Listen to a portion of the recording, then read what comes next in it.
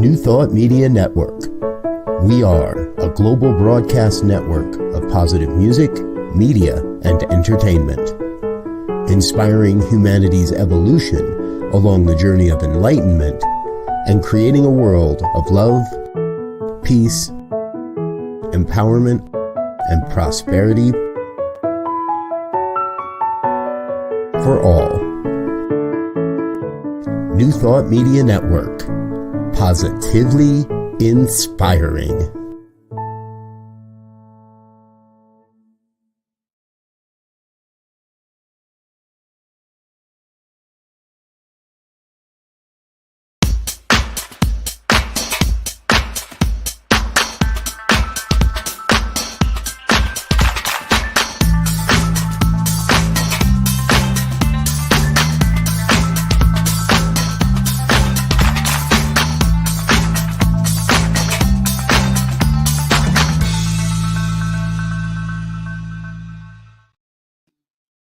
Why, hello there. It's me, yes, me, Bonnie Gonzalez, your doula for grief. And I am a life coach, a registered nurse, a religious science practitioner, and a soul collage facilitator, all wrapped into one today to just speak to you on grief. And if you are new, if this is your first time here with me, I just welcome you. I welcome you, and I want you to know that you have come to the right place as you navigate your personal journey for grief. And if you're returning, oh, I'm so honored that we get to have another conversation together. And I just invite you to be a part of the conversation. Make this hour your hour. Drop a comment in the comment box or a question or anything that you would like to share. I would just be so honored to hear from you. And so with that said, viewers, listeners, I just want to say that it's with a sad heart that I come here again today with news of more loss in our world. And I'm speaking of the Turkey and Syrian earthquake that has taken so many lives that it's even difficult for me to wrap my head around the number of souls that have gone up, that have gone before us. And I am one of these people that I know watching the news is not good for me. So for me, it's like the less news, the better. But I kept hearing about the earthquake in Syria and Turkey. And I thought I would just watch to see what was happening. And I am just still just torn apart by the images of buildings just collapsing and hearing the cries and the wails of those that are still here and maybe suffering, or not maybe, but I know that are suffering. So I want to take this moment to just offer a moment of silence, and I mean a true moment of silence, that we pay homage to those lives that have gone before us. So just taking, first exhaling all the breath that's in your lungs, just exhaling. And now inhaling, just taking a deep breath in and holding those that have gone before us in your hearts and holding them with love.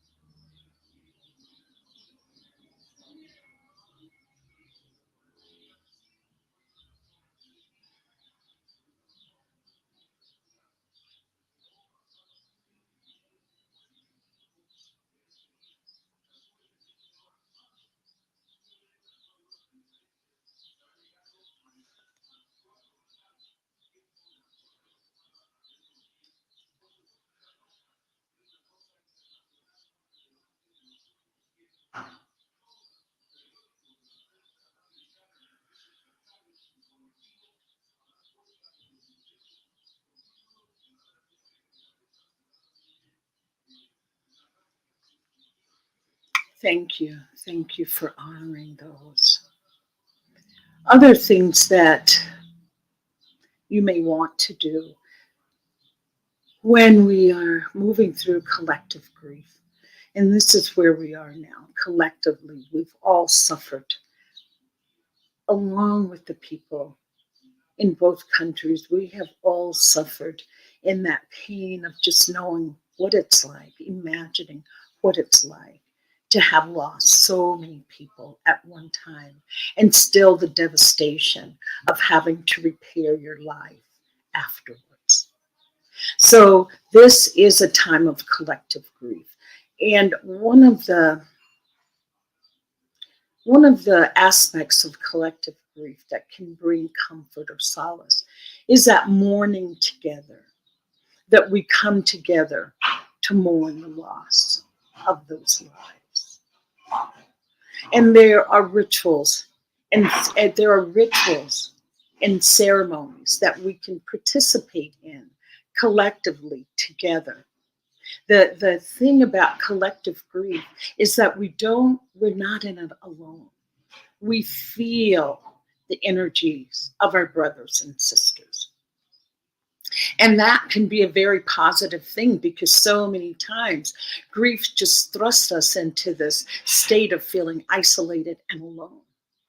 But with collective grief, we can reach out to each other, reach out and support each other.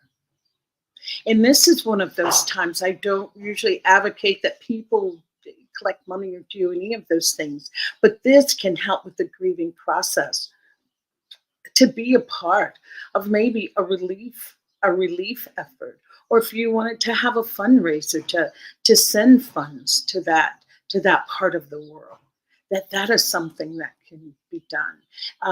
You can collect goods and clothing that can be sent.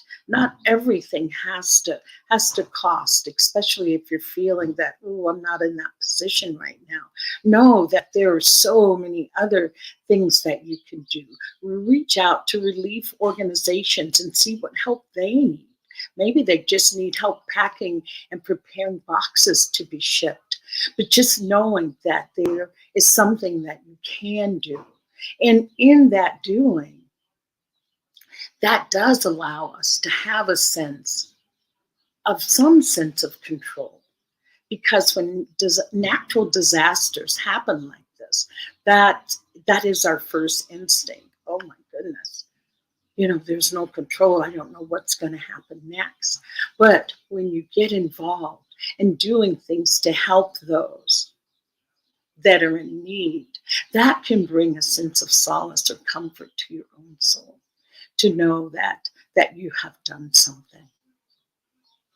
And I also say, for your personal grieving, you can light a candle. That's what I've done. I've lit a candle just to honor those that have given their lives, so that us that are still here can come together in a unified manner.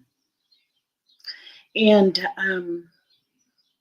I just offer this. Please, please, please limit your time in front of the television. Limit your time watching the news. How much of this can you really absorb before then your own personal energies become a little scattered or unsettled or uneasy? So be gentle with yourselves during this time. As I said, limit the amount of time that you spend watching the news. Unfortunately, the news in our cultures can just create more anxiety. I'm originally from California, and I know that earthquakes are quite common there. And I just happened to see a little snippet on the news where they were talking about the seismology of the buildings, and just really not doing anything to dispel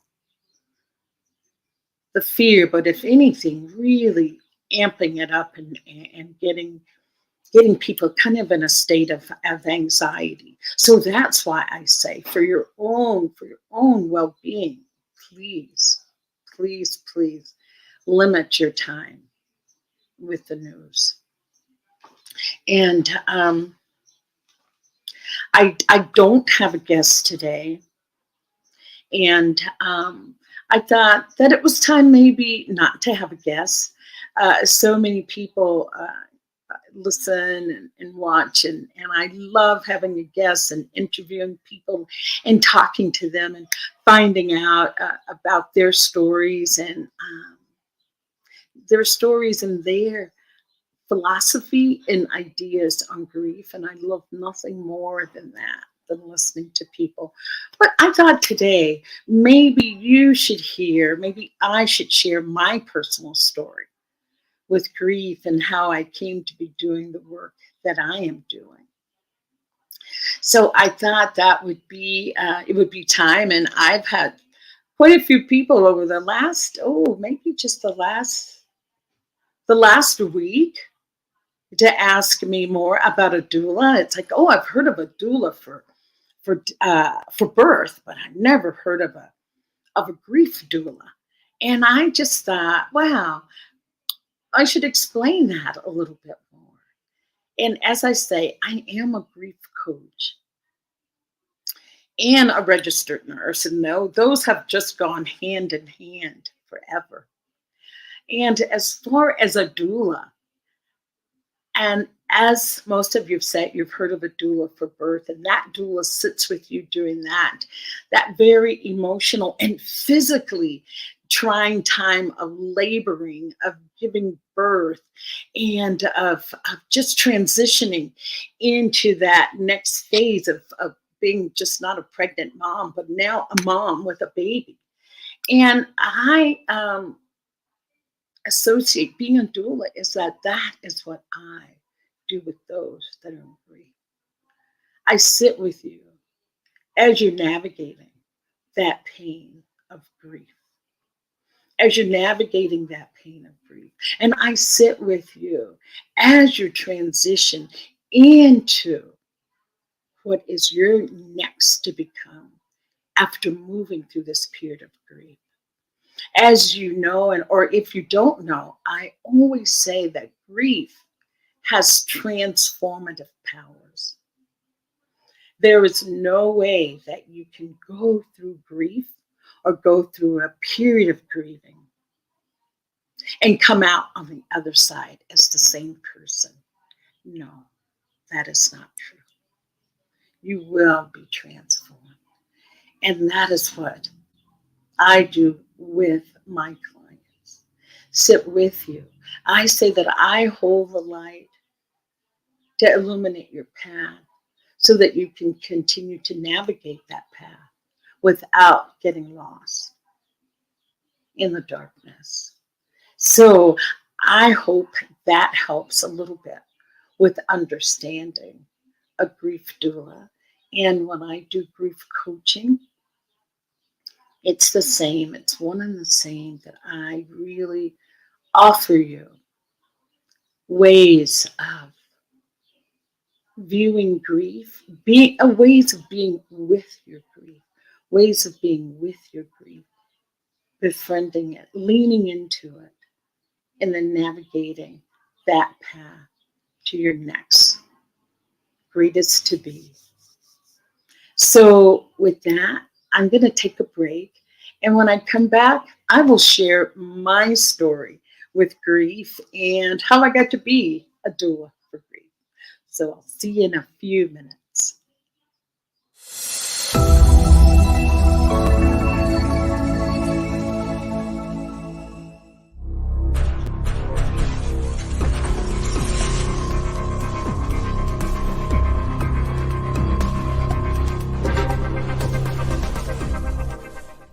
New Thought Media Network.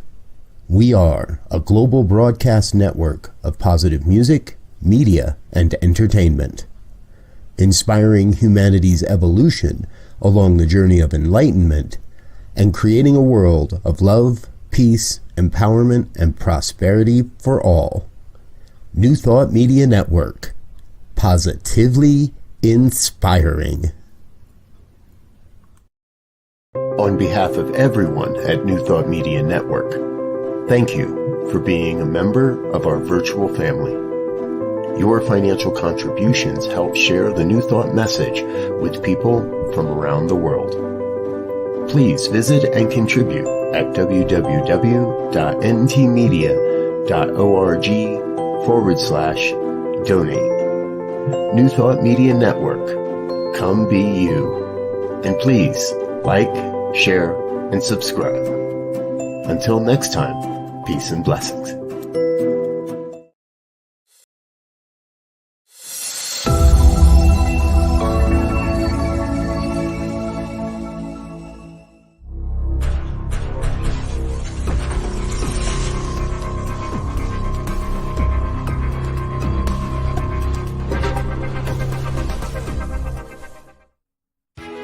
New Thought Radio, music from all your favorite New Thought artists.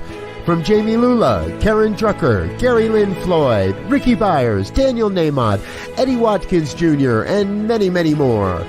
24/7 New Thought Radio, positively inspiring.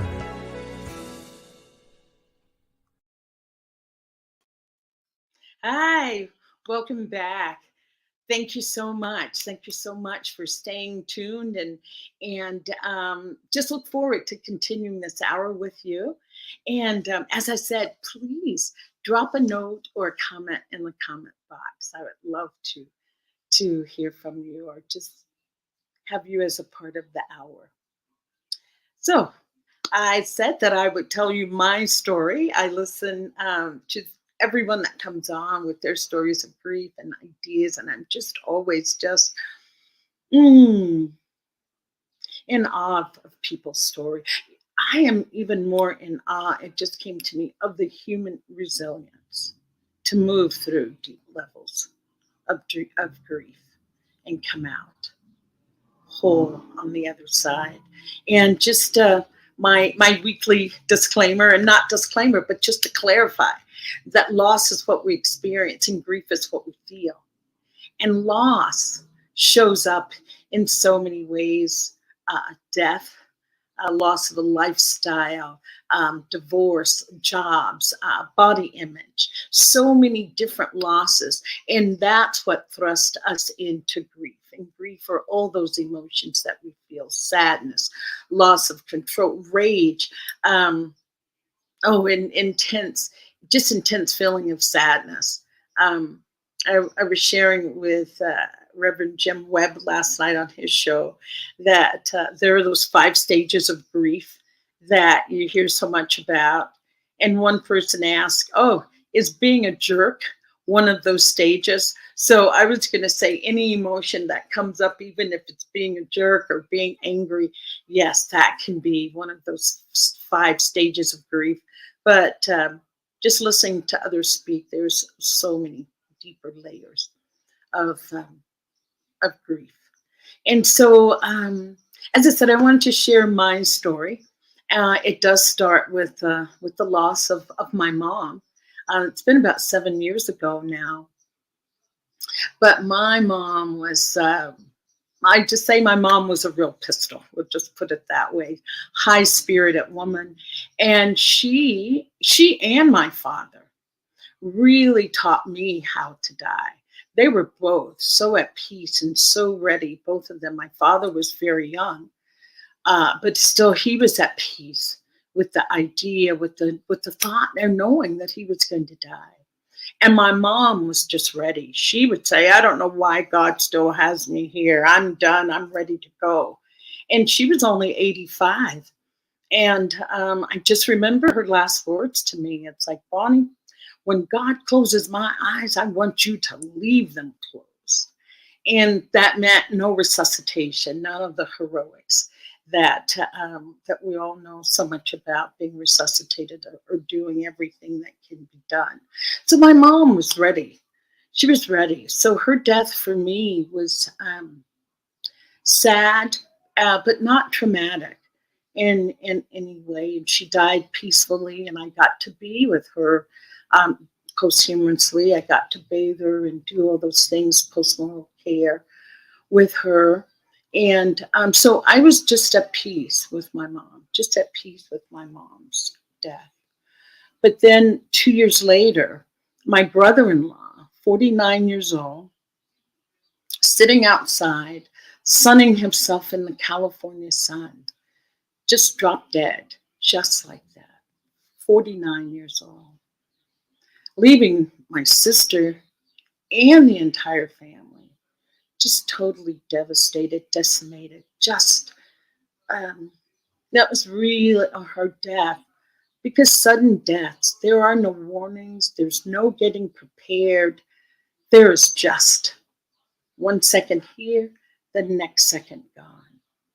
And needless to say, we all rallied around my sister to really support her, and still supporting her now. And it'll be 5 years this year, but we're still right there supporting her. Because I said that is a traumatic death. And then fast forward from there, 2 years later, my baby brother, Melvin, got diagnosed with pancreatic cancer. And it was just a shocker. He just went to the emergency room one day with abdominal pain. And the doctor just came in the next day and said, "Oh, I'm sorry. I'm so sorry, Mr. Speaks, for your condition." And he didn't even know. He was like, sorry about what? And that's when he learned that he had been diagnosed with pancreatic cancer. And for those of you that know cancers, that is really a high mortality rate with pancreatic cancer. And it was just ravishing. And he lived for about 5 months, 6 months after receiving his diagnosis. I was going to say tomorrow would be his anniversary, the anniversary date of his death on Valentine's Day. And I had a dear, sweet friend I'll never forget, who sat up to my brother died. It was on Valentine's Day. And she just said, "Oh, Bonnie, your brother died on a day that's filled with love. He was surrounded by love." And that could be nothing further from the truth. My sister, myself, and his wife were right there with him at the bedside when he took his last breath. And to lose a sibling, it's really, to lose a parent, that's expected that our parents will go before us. But siblings, that is just another whole level of loss. Another level of loss. It's almost, I use this word, a part of my own personal history that felt like it was erased with him going. It's like, wow, his death left a hole in my heart big enough to walk through. And everything that I've gone through with him, and I got to be there when he received his diagnosis of being terminally ill, to the actual death, and that he was taken from his home for cremation. So that death just really stayed with me, and I had a good support system. I was in practitioner training studies in class, and just really had a lot of good support from classmates and prayer partner and the instructors of the class. So I felt truly supported during that time. And so my brother died in February, and then in the middle of the summer, June, July, for various reasons, my husband and I packed up, gave all our things away. We gave most of them away and moved to Ireland. And it's like Ireland. It's like, yes, I have a daughter that lives in Ireland, and I don't know, it's just this a voice. And I don't even use this term, the voice of God, but it was a voice in the middle of the night that said, "Oh, Bonnie, just give everything away. Go to Ireland, live in the countryside with your daughter, Kelly, and her husband and baby." And the thing about that, it was the middle of the pandemic of all times to go. But none of that even weighed heavy in my psyche. It was just, okay, it's time to go. Various reasons, as I said, I won't go into it here. But just that it felt like it was just time to go. And so we went, and we were in Ireland during the pandemic, and being in the Irish countryside. Oh, if you have to be on lockdown, if you have to be restricted in your movements and activities, there is no other place that's more beautiful than Ireland. We were in the Irish countryside, and not a little town, it's the second biggest town in Ireland. It's called Drogheda. And we were out in Termafeckin and just really enjoying it. And then I just received a call one day. This was in December, so we'd been there for 3 months in Ireland, and received a call from my sister, Crystal, who said, "Oh, Linda, that's our oldest sister. She was in a convalescent home, or skilled nursing." And she said she'd just gotten a call from the skilled nursing facility that Linda had a cardiac arrest, and they were working on her, and that she would call me back and let me know what was going on. So every minute felt like a year, and I'm sure it was less than 5 minutes. And I just couldn't wait another second, and I called her and I said, "Well, what's going on with Linda? What's going on with Linda?" And she said, "She didn't make it." It's like, what do you mean she didn't make it? It's like she died. She had a sudden cardiac arrest, just out of the clear blue. She had been ill and on dialysis, but not in any grave condition or on life support, any of those things, but just that she died. And it was the middle of the pandemic. There was no going back to the US to go to a funeral or have a funeral. There wasn't anything. It was just this devastation. And I remember just feeling just numb. You know, when we talk about grief and people talk about numbness, I just felt numb. I felt so numb. I just remembered my last conversation with her. It was on a Sunday and she died on a Thursday. But I just remember our last conversation, and she was just very, very tearful and just crying, just not even crying, just sobbing. And my husband was sitting there with me, Tito. And Tito was saying to her, "Oh, Linda, please don't cry. Please don't cry." And I just remember feeling like, wow, I don't really feel anything. And I felt more upset with myself for not feeling anything with someone here crying their heart out. And so I said to her, and I called her Cookie, and I said, "Cookie, can I just pray with you?" And her first answer was, "No, I don't want you to pray with me." She says, "You can pray for me, but I don't want you to pray with me." And that was our last conversation. And I said I would pray for her, which I did. And then just imagine, 3 days later, I get the call that she's gone. And so that was like losing 2 siblings. I mean, not like, but I lost 2 siblings, like in the span of 10 months, 2 siblings.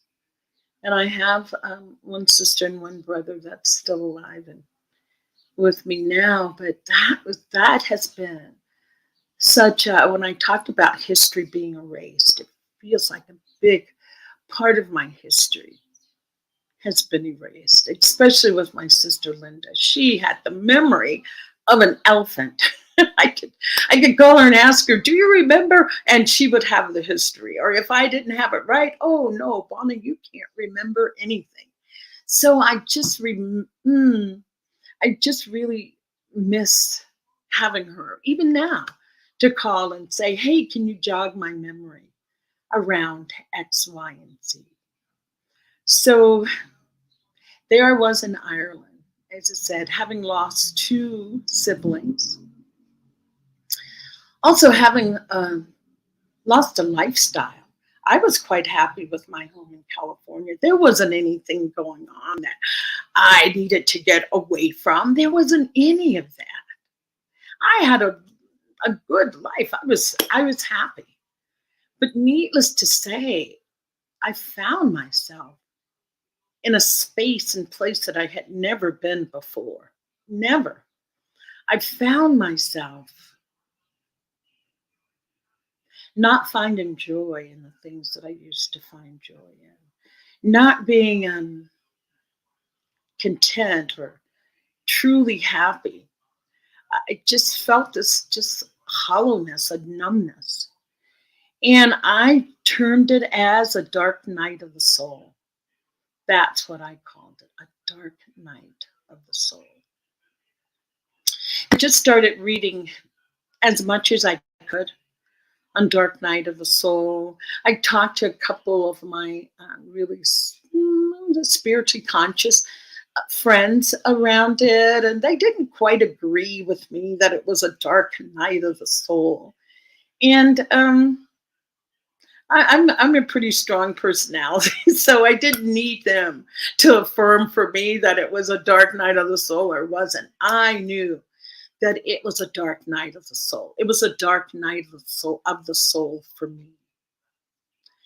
And I just remembered a couple passages from Reverend Michael Beckwith when he talked about a dark night of the soul. And it was within a class that I had taken some years before. It wasn't even anything recent, maybe like 5 years before. I had taken a class and they had talked about a dark night of the soul. And I remember him saying that if you're going through a dark night of the soul, still do things for others. Still do things for others. The other aspect of it was to say, if the circumstances do not change, if they're never going to change, what qualities do I need to have? What do I need to become to be able to continue in this darkness, if that's what I want to say? What would I need? And at that time, I just thought to do things for others. I was really good, especially as being a nurse and a coach, of just comforting people that are going through difficult times. That was my solace during that time. And it just never failed. It would always come to pass that it was always around loss and grief that I was comforting people during that time. And it's like, wow, that is just so what I enjoy doing. Yes, I could do that. And as I was preparing to give my own little talk, I thought, oh, I'll go back and see if I can find that quote from Michael Beckwith. But what I found, and I didn't even realize it until now, that's why sometimes telling our own stories, it gives us time to review and to look at our lives with a fresh lens. Because one of the points that he makes when he talks about a dark night of the soul is that it's dark because you're no longer who you were or who you used to be. And you're not who you're going to become. You're in this place of darkness. And I just thought, wow, I can see that now, because I had given up that lifestyle in California. I had the loss of two siblings, and my brother-in-law who was young, and also my daughter had um, a baby that was born premature, Oliver, and he had died during that time. So it's like, yes, I can see that I was no longer who I had identified with and who I thought I was, and the morphing in to a new person, bringing that forward with me, that yes, that's still a part of me. And I say it was during that time and shortly after that gave birth to Your Doula for Grief. That it was with this darkness, being in that dark time one. So when I say that grief is transformative, I speak from personal experience and personal knowing that yes, there is a transformative power that only grief holds. I would say that, another term that I would use when I was going through that, I would say, I feel like I'm in the spiritual chrysalis, the chrysalis of the butterfly and morphing. And there's a lot of, yucky stuff going on in that chrysalis. But there's a lot of beauty that's being birthed in that chrysalis. And so now, being on the other side of that grief with Your Doula for Grief, which is tomorrow, the anniversary of Your Doula for Grief. It has been 1 year that I have been doing this broadcast. 1 whole year. And it just gets more exciting and just more wonderful things to come, more wonderful guests to experience and be with, and just so many more wonderful ideas that I have around healing from grief. As I've talked to you about before, that I am a licensed soul collage facilitator, and I won't take too much time to explain all of soul collage. You can look that up, soul collage, just like it sounds, .com, and it can fill you in on all the intricacies of soul collage. But that is, workshops coming forward with healing your grief with soul collage. Workshops, spas, retreats, so many wonderful, wonderful ideas are being birthed right now, right as I sit here and speak to you around grief. And that's my story of becoming a grief doula, is by having lived through it, walked through it, in observation around it. And I would say this, there were, during this dark night of the soul, I co-facilitate with Zoe DeMauro and Susan Brecker out of Oakland Center for Spiritual Living. We have a monthly group that meets, and it's calm, compassionate attention to loss ministries. I still did that. Even during my dark night of the soul, and continuing to do that. I also started a spiritual circle during that time of the dark night of the soul that's still going. I just love, I love the members that are in my circle. And so I never stopped doing while I was in that dark night of the soul. I had no idea when it would end, and there were times that it felt like it would never end, but at least finding opportunities that I could still allow myself to engage with other people.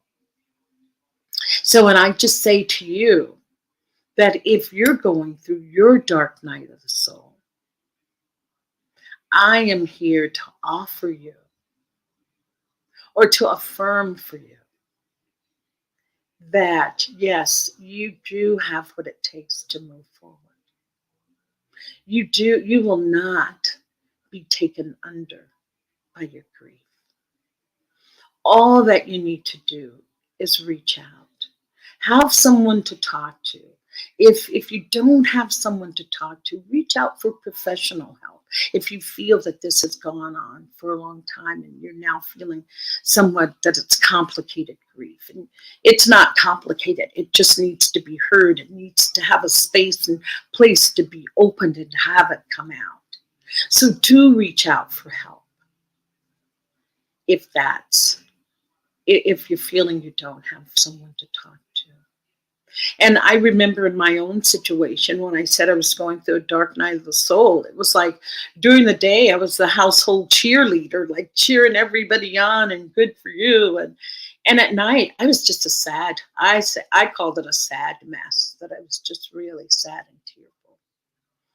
And sure, I wish that I never had to go through any of that, but I have gone through it. And now, seeing the gift that was there, the gift of the beauty of that. And I want to take a break, but right before we take a break, I'm going to have to jiggle things here a minute. I want to just read you something.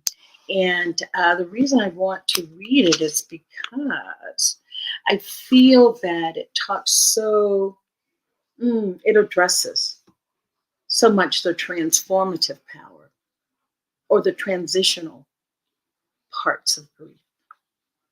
And so this is from Ayala Van Zandt, Acts of Faith. And it starts with, those who don't know how to weep with their whole heart don't know how to laugh either. Golda Meir.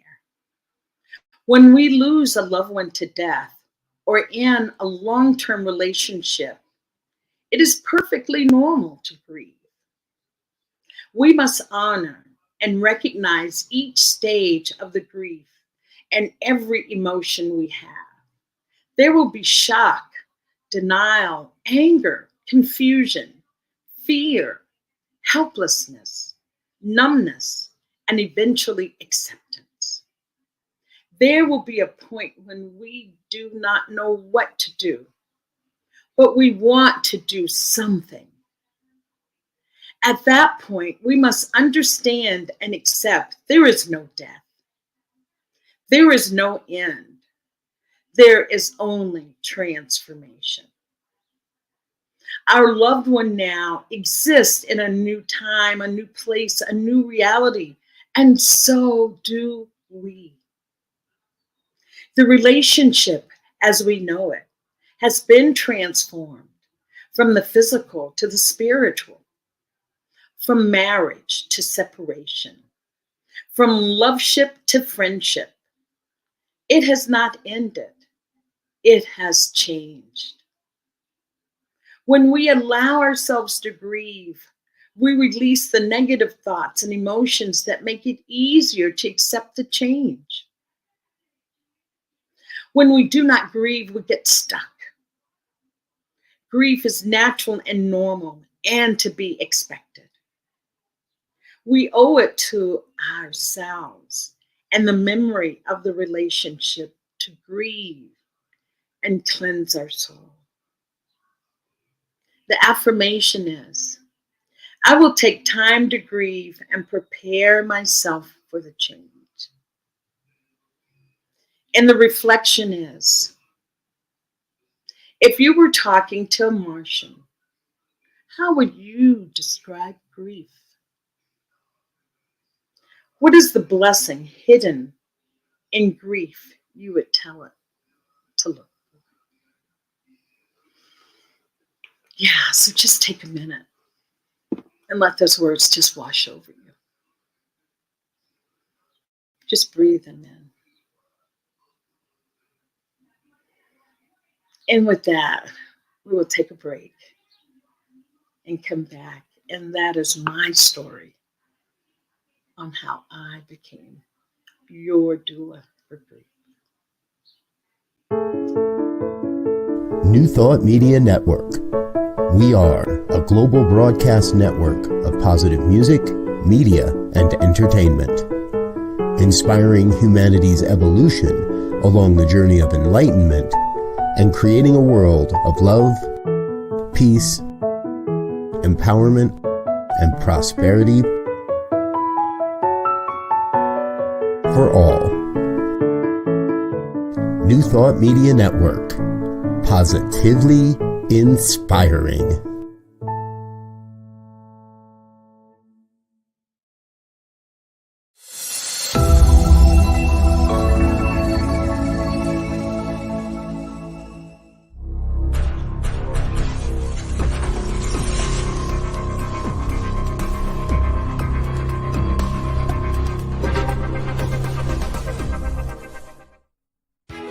New Thought Radio, music from all your favorite New Thought artists. From Jamie Lula, Karen Drucker, Gary Lynn Floyd, Ricky Byers, Daniel Nahmod, Eddie Watkins Jr., and many, many more. 24/7 New Thought Radio. Positively inspiring.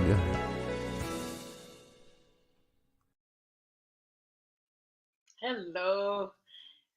Welcome back.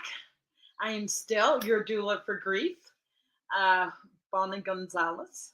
And I am living here right now in Jalisco, Mexico, in Ajijic, Mexico. And it's a smaller community. So most people know about this program here. And I see people and they're just willing to share and say how much they appreciate the program. And yesterday, I ran into a friend who was one of the first people that I met when I came here in 2021, and just embraced myself and my husband, Tito. She's a musician, and her name is Christina Trejo. And she's just a lovely being, a musician, beautiful piano player. And I saw her at the end of last summer, and the love of her life, Mimo, was killed in a motorcycle accident. And she was totally crushed, just truly, truly devastated. And, holding that space in my heart for Christina, and deep, deep condolences and much love to her. But she shared with me yesterday something that has come forth from her grief. She has written this beautiful book of poetry, and it's entitled Take Care of the Good by Christina Trejo.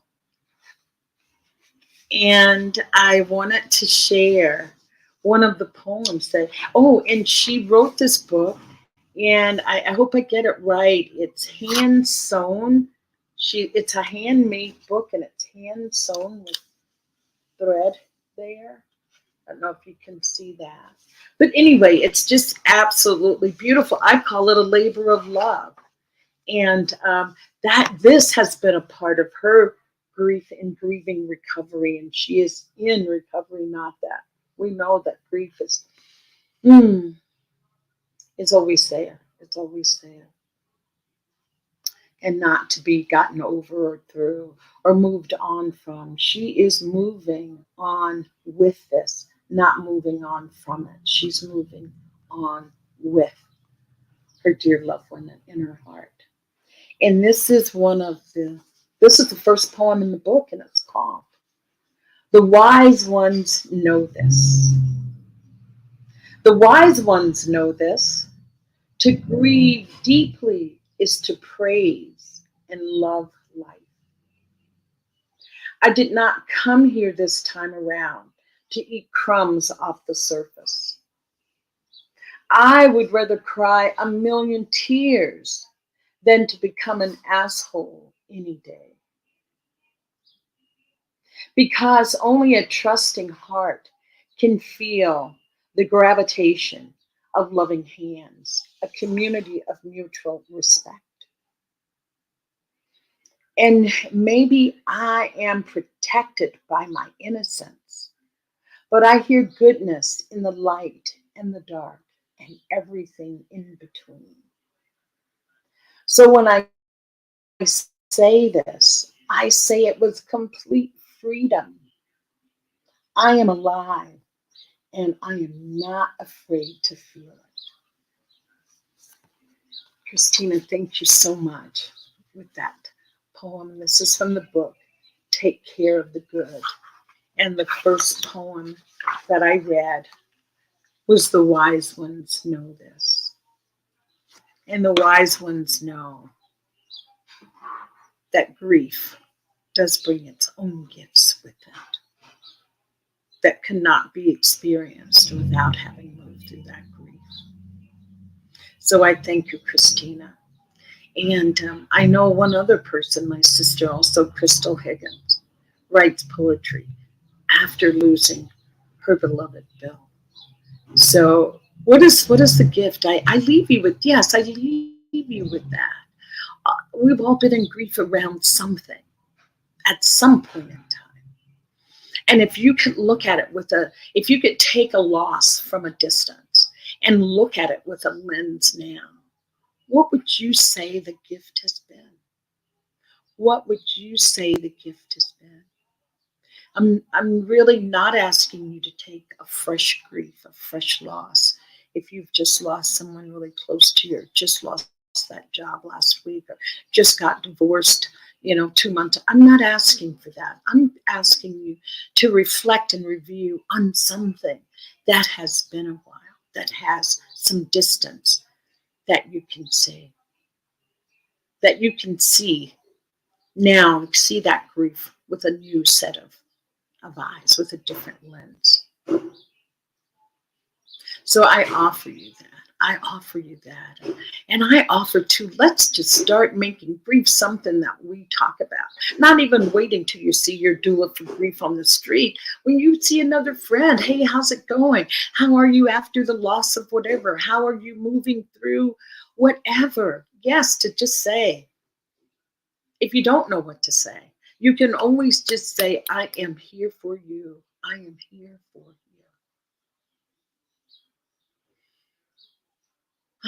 So with that said, I would like to offer some upcoming information.